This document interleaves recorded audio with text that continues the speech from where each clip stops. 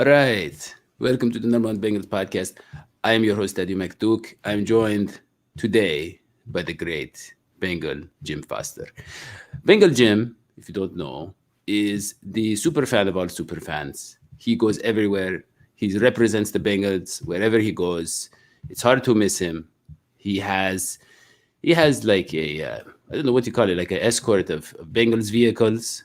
It's like 10 or 15 vehicles and lot of people wearing Bengals gear, a lot of superheroes protecting him. I mean, this guy is important, just so you know. And Bengals Jim, we brought him on to talk about the team's road games today. So, how are you doing this early morning, Mr. Bengal Jim? It is a beautiful Saturday morning, buddy. But thanks for having me on. I always keep up with you guys, and it's an honor to be on the show, bud. Thank you, thank you. So, look, you've been to, I think you told me 72 Bengals stadiums, which is crazy. That's crazy, It's a lot. and it's a lot. And how many road games do you say you've been to? Oh, I don't know the number of away games. I know I've been to 27 different NFL stadiums. So a lot of away games. And this year is going to be my wife gave me the okay to hit all 17 games home and away, which will be the first time I've done that. I've always come close by one or two games, but this year, God willing, I'm going to hit all 17 home and away. So I'm pretty excited about this year. Well, it is quite the year to do that. It's going to be a very fun year, I think, especially on the offensive side. So, okay, so let's do your top five. You want to do that? We do your top five or top three, whichever you prefer. Let's start from the number three or five and work our way up to number one. So what is the best? What game should Bengals fans try to attend this year? Yeah, so I did kind of a top three, Dadio. Okay. So we'll kind of work from three down to one. It's a good road schedule this year. So I mean, I started off the number three game for Bengal fans to get to the Denver Broncos, middle of December. I think December 19th is the date on the game. The if you know the history of the Denver Broncos and the Cincinnati Bengals, they don't play a ton, but when they do, there's always seem to be weird things happen in the game. Uh, Mile High State, or not, no, Mile High, whatever Broncos Stadium is called nowadays. Denver's a great city, great town, a lot of fun, and the fans are great there. So I'm excited about going to Denver this year for sure. Just hope it's not a blizzard snowstorm or anything December 19th, but looking forward to that December 19th game in Denver. Always a fun time, always a fun city to get to. It's a city that I've been to many times.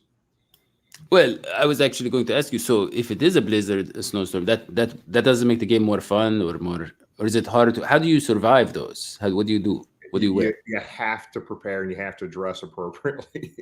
Now Yeah. it's kind of a flip the coin. Middle of December for Denver, it might not be that bad. When you get those games with the cold, as long as you know in advance, you got to layer up. You got to bring cardboard put down under your feet when you stand, and kind of do whatever you can to fight the elements. But those games are always a lot of fun. Any bad weather games to me are a blast. Well, I always, whenever there's bad weather at the outdoor event, I try to get some of my money back. It's actually no, it's funny because they're like, this is out of our hands. It's a natural disaster, and I tell them, well, the weather, all these days of the year, you are getting free good weather. So, why don't you give us discounts, or why don't you pay some of that back to the people? And they just get so tired of arguing with me that I usually get like a yeah, That's a great idea. I didn't think about that. I'm going to use that next time I go thank to a you. game in a bad weather outside. I'm going to see if that works. I would do it. Yeah, I was planning on going to the bad weather games and only ending like paying $10 at the end or something. But okay, Denver, interesting. Yeah, it should be an interesting game. We had that very exciting game in Denver. What was it? 2015 went to overtime. That's what I think that was last one I remember. And yeah, okay. So what's your number two? Number two, just because it's Vegas. One of the stadiums I had not been to was Oakland's football stadium, the Coliseum there. So this year I'm going to Vegas to watch the Vegas game, November 21st. It's a new stadium. It's the first year that fans are allowed in the stadium with COVID last year. Just seeing that stadium and just being in Vegas watching football, I can't even imagine how crazy that's going to be. So that is going to be a wild weekend of fun for Bengal fans that are going out there. And I will tell the Bengal fans, I know the ticket prices were pretty high when this game got on the schedule. The ticket prices are plummeting big time because Vegas is requiring um, fans that come into the stadium to require a Vax card. So now you're seeing ticket prices really plummet. So we had tickets that we saw at $2,000 that are now like $900. So we've held off buying those tickets. So my advice to the Bengal fans there is just I'd hold off a little bit longer because I think those ticket prices are going to go down even more. But just to be in Vegas for an actual football game, the Strip, I'm excited about that weekend. That's going to be a fun weekend. Yeah, I mean that is such a great deal because vaccines are free. So you can get the vaccine, right? And then you get but that is smart. I like that. I like that. But so then what happens to the result of the game? Because it's in Vegas. There's the law. Whatever happens in Vegas, it stays in Vegas. Does it count? Does it not count? Do you have any memories from the game when you leave? How does that work? I guess this is the first time. Yeah, This you is the know first what? time. Yeah. That's why I'm excited about this, Daddy. I don't know. We'll see, but I think you're right. What happens in Vegas stays in Vegas, including what Yeah. happens in a football game, unless the Bengals win. And when the Bengals win, we're going to remember that and take that away with us for sure. We will. We're going to break all the rules about Vegas. Yes, absolutely. So you're number one, the stadium to visit. Yeah. So Yeah. this year, this is just my opinion, how I feel. I just there's a team that we don't play a whole lot. 11 times in 54, 55 years of NFL football. We've only played the Bears 11 times. The Chicago Bears, week 2, September 19th, I think is the date. It's my away game of the year for me. There's all kinds of things to talk about here. That series, the Bengals lead that series 6-5. The Bengals lead the series in Chicago 4-2.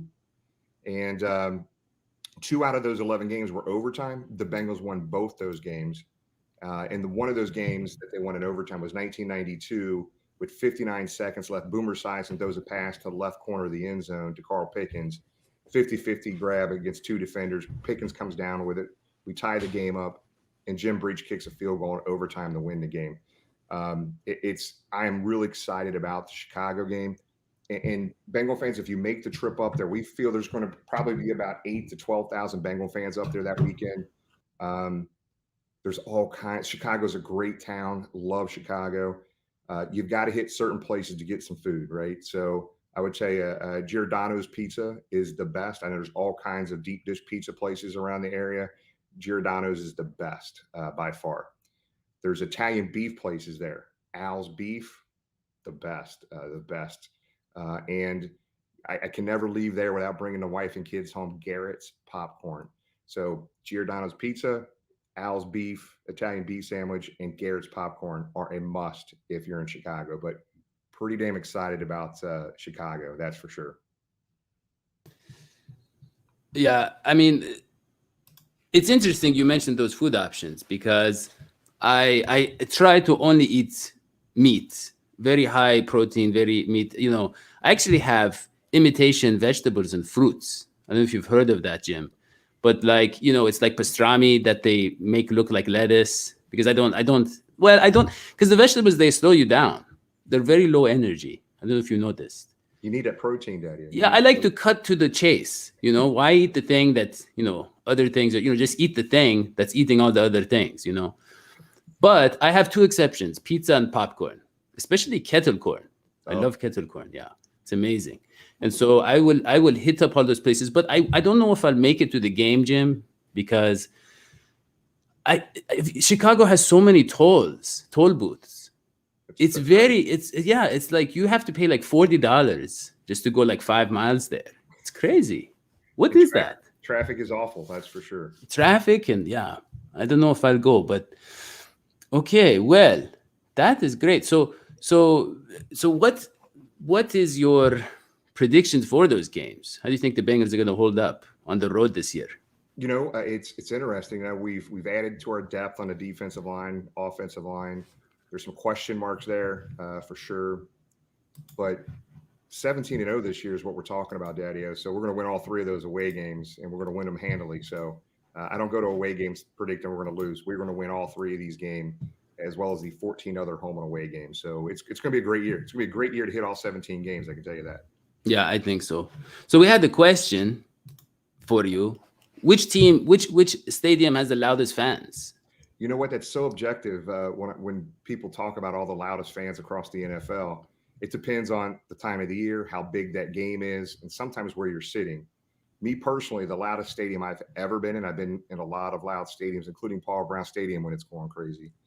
The loudest stadium I've ever been in is the St. Louis TWA Dome when they had the greatest show on turf.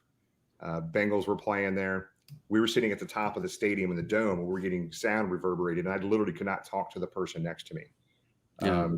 The TWA Dome in St. Louis at that point in time during the year was the loudest I've ever been in. Seattle's pretty loud, a pretty loud crowd. Every stadium, it can get extremely loud. Again, it all depends on what time of the year, how big that game is, the weather and all that. But I would say one was the TWA Dome, but Seattle was up there as well. I think somebody had typed in Seattle. Seattle's definitely up there as well. Well, that is another excuse to get your money back, right? I mean, because if you go to a movie theater and you can't hear the movie, you say, hey, there is something wrong with the system, you could get a discount. I think, I can write all this up for you, Bengal Jim, because I obviously don't have the budget to go to all these games like you, but I will do my part to save by the way, Bengal Jim, he does a lot of noble causes for the Bengals and in general, a lot of charity support. And you want to definitely help Bengal Jim on his quest to visit all, what is it, 32? 32 Yeah, he will get there. But okay, so that is all we have. Don't forget to subscribe, leave 5-star review, and go to Bengal Jim's YouTube channel, The Tailgate. What the official, I forgot the name. Bengal Jim's Before the Roar Tailgate Experience. Yeah, go there and subscribe. He has better guests than we do, and that is saying a lot. Yeah, he has amazing guests. That's not true. He has a lot of guests. He has like the legendary Bengals players on there like every other week. It's amazing. And definitely follow his Twitter. His Twitter is like an education in Bengals history. So it is. You want to say your handle? It's Bengal Jim _BTR, which stands for Before the Roar. So you follow me, I'll follow you. If I don't follow you, just ping me, let me know, because I'll follow you back for sure. And there we go.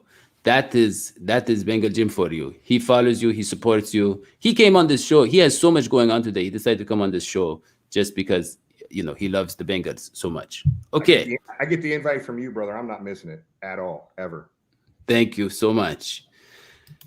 Thank you. And okay, for Bengal Jim Foster, I'm Dadio McDuke. We will see you next time. So long, sweetie.